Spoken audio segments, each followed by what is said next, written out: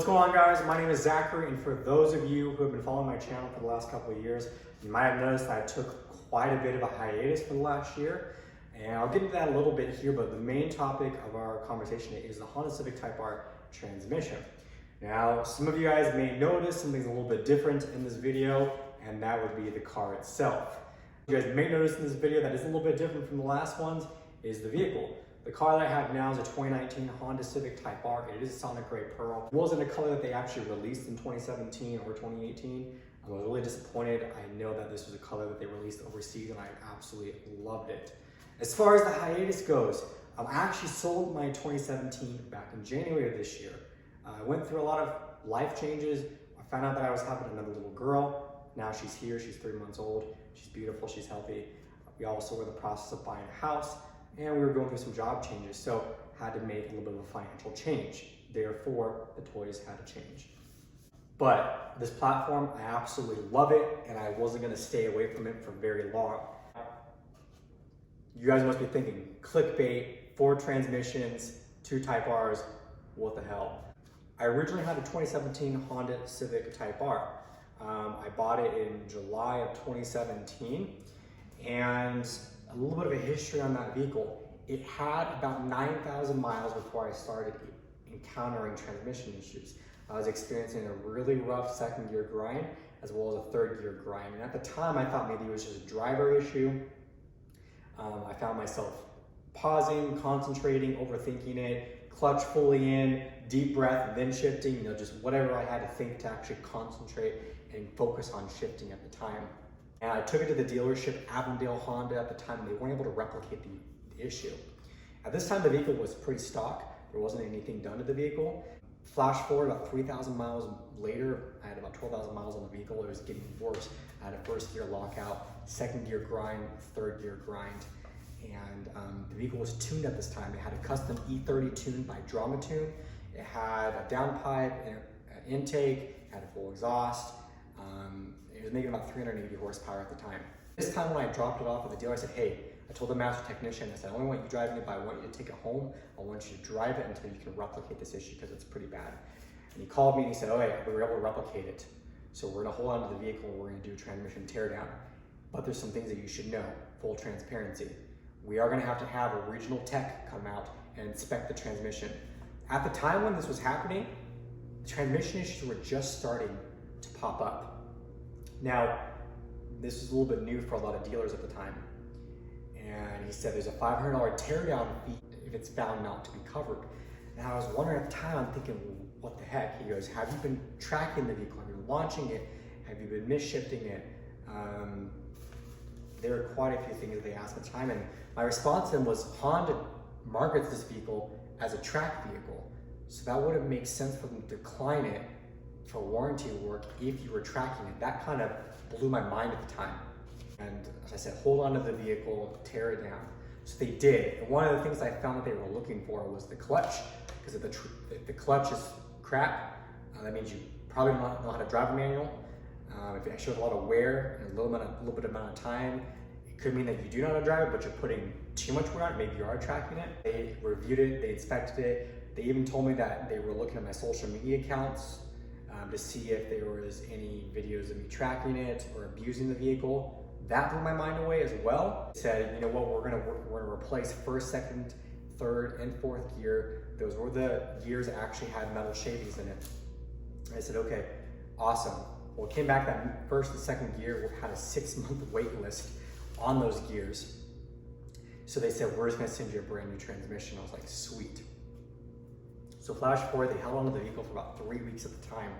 And I got the vehicle back. I had no issues with it. The car drove beautifully. I think it might have grinded once. And I believe my fault, just misshifted. Sometimes we do that. Let's talk about this vehicle. This vehicle has about 2,000 miles on it now. About 900 miles, it locked me out of first gear. I was at a stoplight and I went to put it in first gear and it completely locked me out. I couldn't engage it. I had to stop for a second. I had to think, what the heck am I doing wrong? Am I just going through the motions? Am I, putting the gear in before I actually put the clutch all the way in? I Turned off the car, restarted it, no issues, it just drove off. So I thought it was maybe just a fluke. I drove for like 200 or 300 miles. I had it tuned by K-Tuner. For those of you who know my previous Type R, my previous tuning video, I went with Hondata. Tried to switch it up a little bit this time. I'm really happy with K-Tuner. I know a lot of you are thinking, what the heck? Hondata has more features, etc. K-Tuner has not stopped their research on the Type R. They have not stopped their development on the Type R. They're taking their time with it, and that's okay. I'm okay with that. I really like the V2 setup where you could switch tunes on the go. I didn't really care for the fact that Hondata, when I was running my E30 tune, Arizona ethanol stations are not very popular. So if I was running low on E and I wasn't near a station, I didn't have the ability just to whip out a laptop every time and just swap the tune. This one, when I do an E tune, it'll definitely be through Drama Tune again, and it would be really nice to be able to swap the tunes just via the head unit, the V2, really quickly. But sitting about 1,300 miles, I tuned it. One of the things that were big issues last time with my other Type R, I was so concerned about going fast and go fast parts with the downpipe and the intake and all that. I never actually did any cooling mods. What do you think the first thing was that I did with this? We upgraded the intercooler with a PRL billet intercooler from the Function Factory Performance. They hooked it up. I'm super happy with it. It's doing a great job of keeping the temps down, especially in Arizona, it's 115 degrees. The car started acting up a little more rougher after I did the tune. I experienced second gear grind again, third gear grind, but not as much as my first one, but it only had 1,500 miles on this. And I came out of the gym one day, and I wasn't able to engage it in first gear. I think the car maybe had been sitting for 2 or 3 hours at the time, and I just could not drive the vehicle. Took it off, went straight to Surprise Honda, completely different dealership from where I took my first car. I want you guys to know that. This is a completely different dealer, completely different circumstance. And I didn't have necessarily a good relationship with Surprise Honda. Prior to this vehicle, if you guys remember my buying process of the 2017, they were the ones that voided a contract after a new GM came in during that time period where we were waiting for the Type R's, and voided the contract and said, hey, if you still want this car, you can pay $10,000 over MSRP. And I walked. It was a really crappy experience. If you guys want to know more, watch that video. But I knew that they were under new management. Most of their salespeople had changed as well. Their GM had changed. So I decided to give them a shot. And they were a mile away from my house. It didn't make sense for me to keep going to other dealers. So I took it in, had their master tech come take a look at it. He couldn't even engage in the first gear. He goes, I don't know what the heck's going on. So they have a checklist that they actually had to complete, 15 things, one of them being changing the fluid and checking for metal shavings. Now this was interesting to me because back in 2017, early 2018, there wasn't a checklist. So it tells me that Honda is aware that there is a little bit of an issue with the transmission, and they're trying to identify early on when you do bring it in before they just do a teardown. All the tweaks that they made in that checklist didn't do anything. They still couldn't put it in the first gear, so they came back and said, hey, we want to replace first, second, and third synchros. I said, sure, go for it. There's a week wait for those parts. And on the 6th day, I came into an issue again, where I came out early in the morning, I couldn't put it in the first gear, I couldn't put it in the second gear. No idea why. I actually had to rev it up pretty high to get it in third gear, coast a little bit, and I was able to drive off. I immediately called Surprise Honda and I said, hey, I know the parts are coming in until tomorrow. One of the things they looked for in the last car when they were doing the transmission work was the wear of the clutch. I don't want to be putting any extra wear on the clutch while I'm waiting for these parts and for you guys to come back and say, the clutch is burnt up, we're not replacing it. Can I bring it down today and get a rental car a day early? And they said, sure, bring it down. So I was pretty happy about that. They held onto the vehicle for a week. They replaced the first through third synchros. They gave me a call and they said, hey, we couldn't even leave the shop. The car still wouldn't engage in the gears. And I was like, what? Okay. He's like, so Honda Techline told us to pull the transmission again, take more pictures of it, and send it on over. So they did that. And what they said they wanted them to do was to rebuild first and second gear and fourth gear. So they took out the transmission a second time. Now, picture this from a financial standpoint. Surprise Honda charges $140 an hour for labor. Honda corporate pays for 5 hours of labor every time the transmission is pulled. Now they're at 10 hours of labor before they've actually agreed to replace the transmission. So they rebuilt first, second, and fourth gear. They still had an issue going into first gear after that.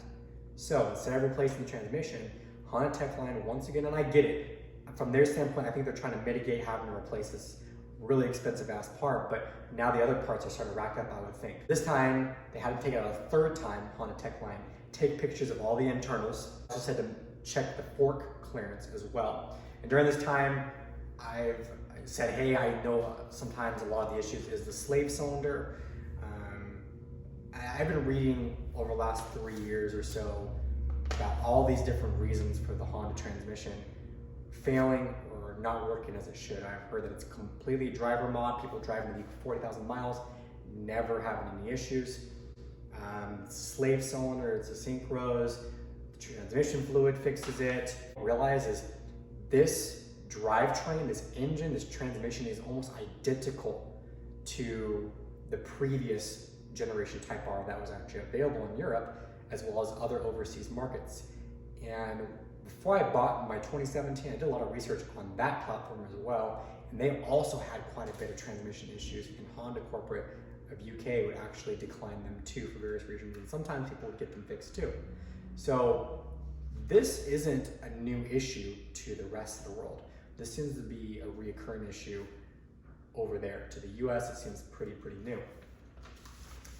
Anyways, after measuring the clearance and reviewing the fork clearance and sending internals, after a third time, put the transmission up, they still weren't able to engage the vehicle in gear. And Honda Techline said, okay, we give you the green light to order a transmission.